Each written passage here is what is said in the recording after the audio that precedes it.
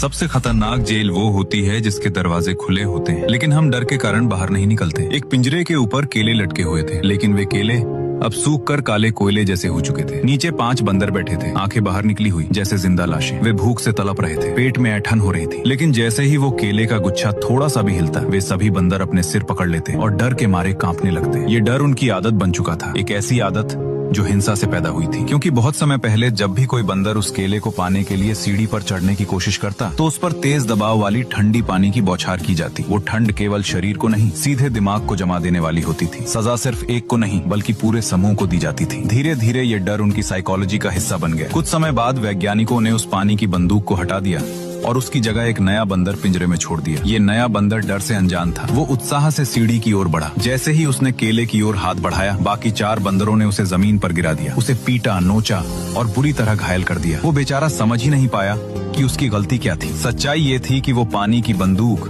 जिसने ये डर पैदा किया था, काफी समय पहले ही बेकार हो चुकी थी। 3 साल से उसमें एक बूंद पानी भी नहीं था। लेकिन फिर भी जब तक सीढ़ी वहाँ मौजूद थी, हिंसा जारी रही। एक पीढ़ी दूसरी पीढ़ी को मारती रही। आखिरकार पिंजरे में मौजूद कोई भी बंदर ऐसा नहीं बचा जिसने कभी उस पानी की सजा को खुद अनुभव किया हो। फिर भी सभी एक ही नियम को मानते रहे, जो जीतने की कोशिश करेगा वही अपराधी है। अब जरा सोचिए, क्या ये पिंजरा हमारे समाज या वर्क प्लेस जैसा नहीं है? और ये बंदर, क्या ये वही लोग नहीं है जो कहते हैं हमने भी यही सहा है, तुम्हें भी सहना पड़ेगा? वे खुद इतने लंबे समय तक झुके रहे कि अब उन्हें किसी और का खड़ा होना सहन नहीं होता। अपने अनुभवों से उन्होंने एक अदृश्य जंजीर बना ली है, जो पहले उनके गले में बंधी थी, और अब वे उसी जंजीर से आपको भी बांधना चाहते हैं। लेकिन याद रखिए, अब वो बंदूक बेकार हो चुकी है। सीढ़ी आज भी वही है। दूसरों की बातों और डर को